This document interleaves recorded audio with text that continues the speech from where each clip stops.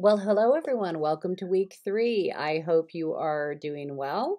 Um, just a quick note before I even get started here. Blackboard is going to be unaccessible May 28th, 29th, 30th. And I'm sure you've already received information about that from the university, but they're doing a Blackboard upgrade.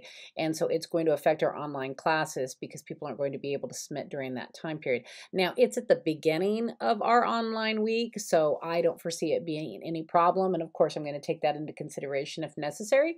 But if there's any work that you want to work on or access, download what you need or download the discussion question, you can always write it on a Word document and then just copy and paste later when we have our discussion boards to submit. But if there's anything that you think that you want to work on during that time period, go ahead and pull it down onto your own computer because we just don't know what's going to be going on with Blackboard on the 28th, 29th, and the 30th. Okay, so I just wanted to prepare you for that and say that. Like I said, I'm sure you've already heard about it, but I just wanted to make sure. So this week we're looking at augmented reality, and I'm really interested to see what you think about this. And because I think people are going to be on both sides of the fence about it. Uh, I'm on both sides of the fence about it, and I think augmented reality is pretty cool. But you know, somebody in one of the discussion posts talked about how some of this that we're learning reminds them of Star Trek when they were growing up. And I have to agree. We're seeing things in reality now that were just imagination during that time period. And augmented reality is definitely that. I've put an article for you to read about augmented reality, but if you Google augmented reality in education, and look at it, and some of you might actually be using it, but if you look it up, you'll be interested to see how they're using it all the way to very small children, to children in high school. And I was just watching something actually yesterday, I think, about a programmer who'd created this augmented reality program for children's books. And it was like a children's book for like a 3 or a 4-year old, and you opened the program on your phone, you flipped the back of the book over, scanned it, and next thing you knew, when you flipped it back, there's this little, 3D squirrel to help your children read along with the book. And it was neat and it was interesting. But for, our generation, my generation specifically, paper book generation, it's hard not to have mixed feelings. It's hard not to have mixed feelings about that. And, what augmented reality is going to do. But on the other side, as a tech person, as an educator, it's also really interesting and cool to see kids in education, like first, second, third grade, taking an iPad and creating an augmented reality to learn math problems with 3D pictures for them to be able to generate their ideas and figure out the problems from. So I think that's going to generate some interesting discussion, and I'm looking forward to that. Also, I wanted to talk briefly about social media. I had brought it up in our topics because social media is often very much so a double-edged sword. We worry in education about social media being used to exploit children, or a new place where people can be bullied basically 24/7, and that we have to monitor and we have to watch. We want to make sure that our children and our students are safe from predators, and that they're not able to get content that we feel is unacceptable for children. And so that's something that we have to think about as educators when we're using social media.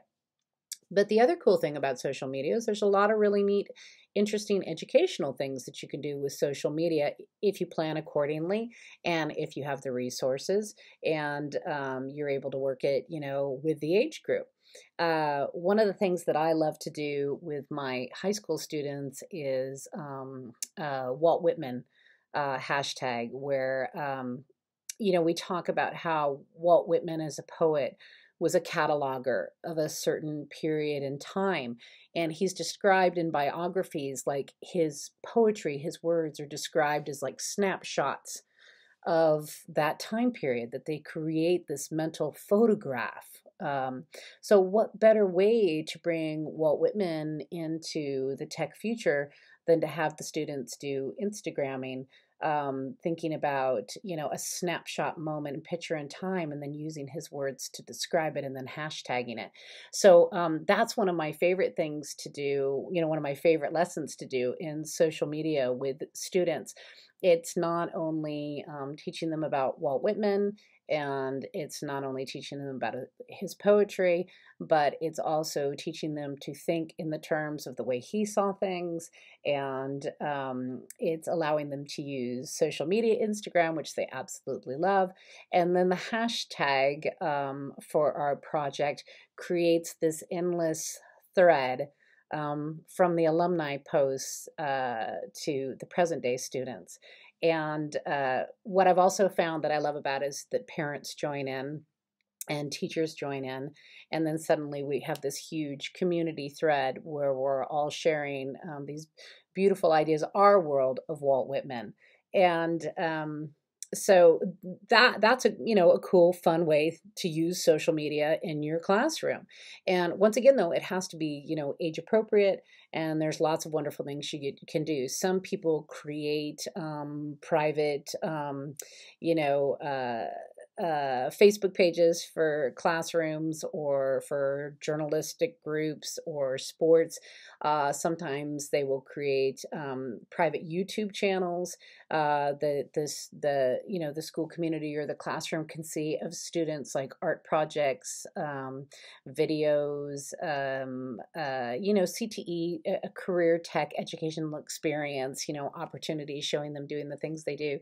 So when it comes to social media, you just have to make sure that, like I said, age appropriate activities, that you make sure that your students are protected, and then start to think outside of the box of really cool things that you can do to keep that education alive through social media technology, because there's a lot of great things you can do.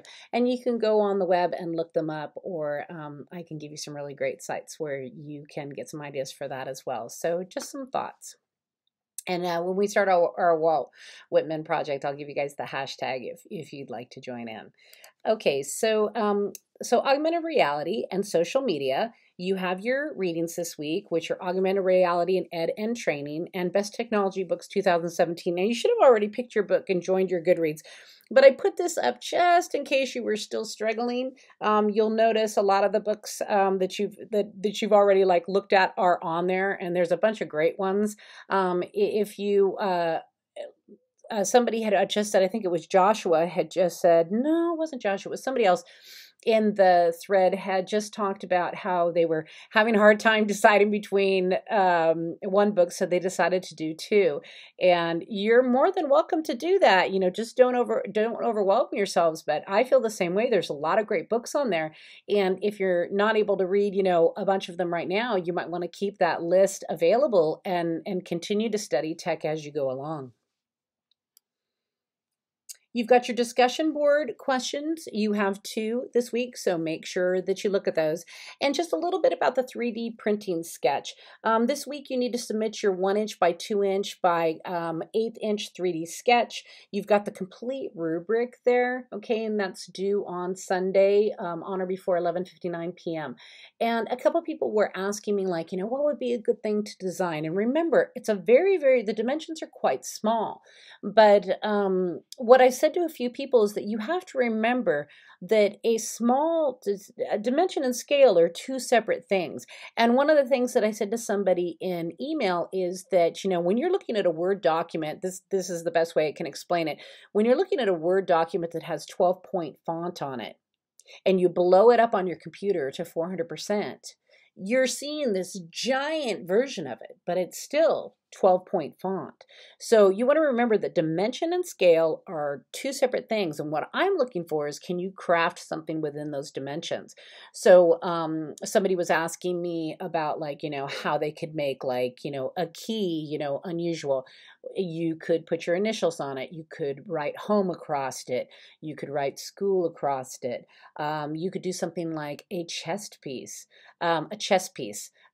You could do, not like a chest piece, like a tattoo, but you probably could. A chest piece. You could do like a small totem pole. You could do a guitar pick with writing across it, Fender, or a band name that you liked. You could do a matchbook cover with writing on it, a postage stamp, or even a stamp for something that you would stamp in your classroom. So I'm sure you've already come up with some ideas on your own. You could do money, make your own brand of money. There's all sorts of things that you could do, but just remember that dimension and scale are two different things. And you should have watched the tutorials and you should be prepared to go. And once again, you have to relax into this. You have to take your time. You have to make time to be frustrated and struggle and figure things out and then have those aha moments. That's moving through technology. That's learning. Okay, so just relax into it, and I know you're going to be fine with it. If you have any questions for me, I'm around. I have open house tomorrow night, so if you don't hear back from me tomorrow night, that's why. But I will be around all week, and I will be home all weekend. And that's about it. If you have any questions, let me know. And have a wonderful work week, and I will talk to you soon. And don't forget, the 28th, 29th, 30th, no Blackboard Online. Talk to you soon. Bye-bye.